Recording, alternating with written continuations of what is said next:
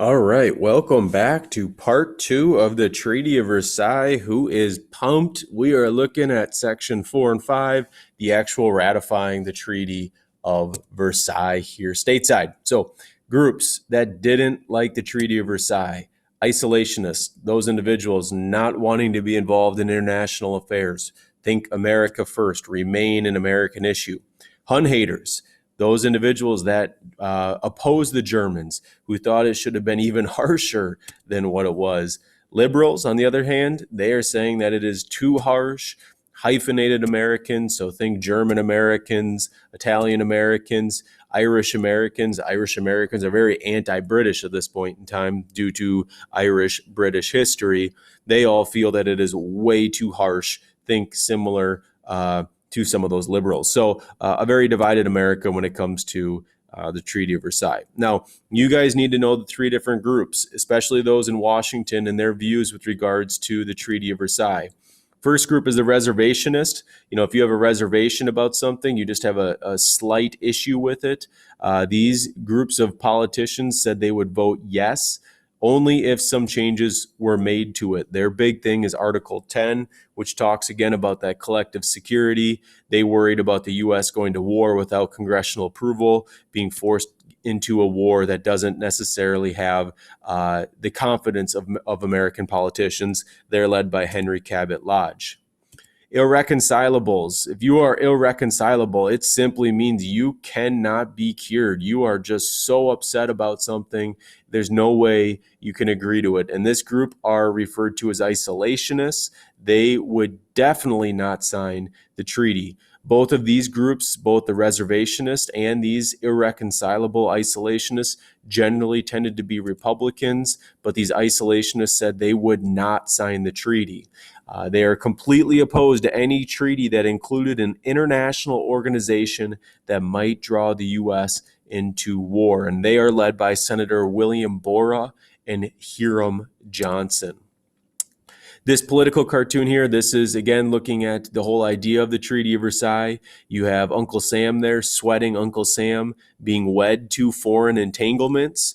If you look at the priest there, the priest is running the wedding here. He has the reading from the League of Nations. Again, this notion that Uncle Sam is going to be wed to foreign entanglements, and you have the U.S. Senate there with the constitutional rights in hand saying, look, this international body breaks our constitutional agreements, our formations as a country, by stripping away the House and the Senate's ability to determine when it is and is not appropriate to send U.S. troops. Another political cartoon here, the League Covenant, that, again, League of Nations, trying to push the U.S. Constitution out of the front seat, trying to supersede the U.S. Constitution. Again, many of these irreconcilables and some of these reservationists very much concerned with regards to collective security. So those are the two of the three political groups you need to be aware of. Now, majority of Americans, they actually favored the treaty Wilson returned home to,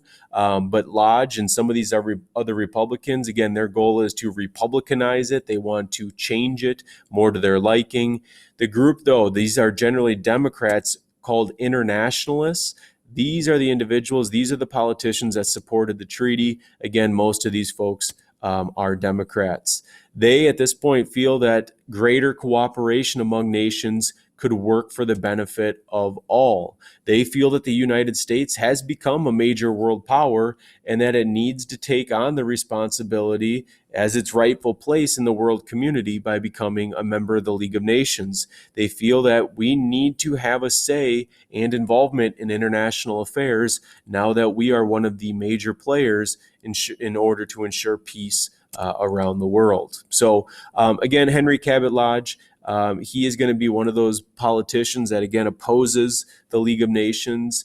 His goal very much is to divide the public's opinion of the treaty. So he tries to bog it down. He reads the Treaty of Versailles word for word, takes weeks on end to try to basically bore out the public, to draw it out so long that they lose interest.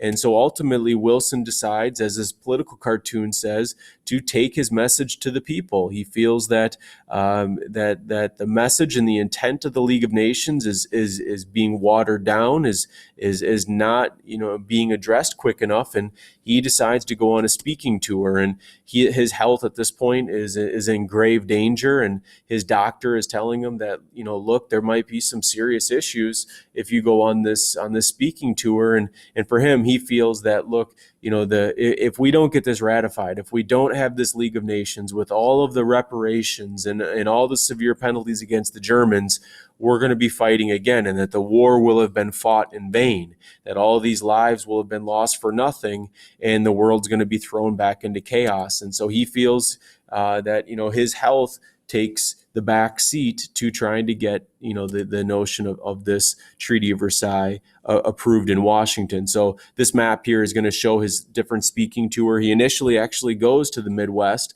Again, we've talked how there's heavy German American influence here, very lukewarm, because again, many German Americans felt that this treaty was way too harsh. And so as Wilson goes on his speaking tour, you have these irreconcilables. They're following right behind on the train behind Wilson, giving their vision of what they view would be the right way to handle this, to try to water down whatever Wilson says. But as he goes along, he's actually gaining steam. But when he reaches Pueblo, Colorado, where he has a very heartwarming, very large audience to hear him, he's going to suffer a major stroke, and he is going to be rushed back to Washington, where his wife Edith will manage his health. No one. He was behind closed doors for several weeks. Many people question, who's running the government? Is it actually Woodrow, or is it his wife Edith? No one really knew where, how he was doing at this point in time. And so we have a very delicate situation, as ultimately then the treaty does go in front of the Senate for ratification or rejection. And this is where it gets kind of confusing. You have the first vote is going to include 14 amendments by the reservationists. So the first vote will include the Treaty of Versailles with amendments, changes that were made to it by these reservationists. It really didn't have much impact on the League of Nations. They actually didn't really make much adjustments to it. But Wilson, he was very stubborn. He said, look, we will only accept the treaty that was agreed upon by these Europeans. And so he will ask his Democrats, his supporters, to reject this treaty, even though it really doesn't make all that big of changes to the League of Nations. Consequently, Democrats are actually going to team with the irreconcilables and vote no, and ultimately on the first vote, the Treaty of Versailles is rejected. On the second vote, then, this is the unamended treaty, the original one that Woodrow Wilson agrees to. All of the Democrats, majority of the Democrats vote yes, but now instead you see the reservationists and irreconcilables voting no, as again, they have concerns with regards to that notion of collective security. Third vote, this is where now you are starting to get strong public pressure. People are getting frustrated with the fact that those in Washington cannot come to an agreement as the rest of the world is basically trying to move on.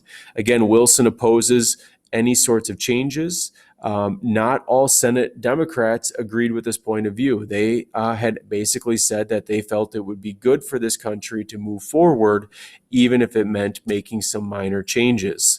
So 21 Democrats voted to accept the 14 amendments, but again, this still comes up short. So ultimately, Wilson, then, his health is not going to be strong enough for him to run for re-election. He's going to say that the 1920 presidential election become a national referendum on the League of Nations, meaning if you support the League of Nations, you're going to vote for a Democrat to take the White House. If you oppose it, you vote Republican. And so you have Warren G. Harding here. This is a picture of Warren G. on the left-hand side, a very intense-looking Warren G. Harding. He is a Republican, and he is an opponent. He is opposed to the League of Nations. He is resoundingly voted into office. He has 16.1 billion votes compared to James Cox, the Democrats, 9.1 million. As one of Wilson's aides said, it was not a landslide, it was an earthquake. And basically, this is a resounding vote against the League of Nations, against the Treaty of Versailles. And so ultimately, the verdict of the Treaty of Versailles is the United States never agrees to it. They will be forced to sign a separate peace treaty with Germany, while the other nations, England and France, ultimately move forward with the Treaty of Versailles. With regards to the League of Nations, again, Woodrow Wilson's baby, it's his idea. This is created, but one of the major superpowers, the United States, does not agree to join it. And so this really, then as a result, the League of Nations really lacks credibility, without that original creator and theoretically the power of the United States. And so ultimately the League of Nations will fade in existence, and when we get out of World War II, we'll start to see the new creation of this international organization, and we'll be talking about whether the United States ultimately decides to join or reject that in coming units. So again, you guys, thanks for tuning in. Hopefully these help you guys for the test on Wednesday. Again, you guys do have open notes. There will be a couple of short answer questions. But again, hopefully this has been helpful for you guys. Look forward to seeing you guys next week. Take care.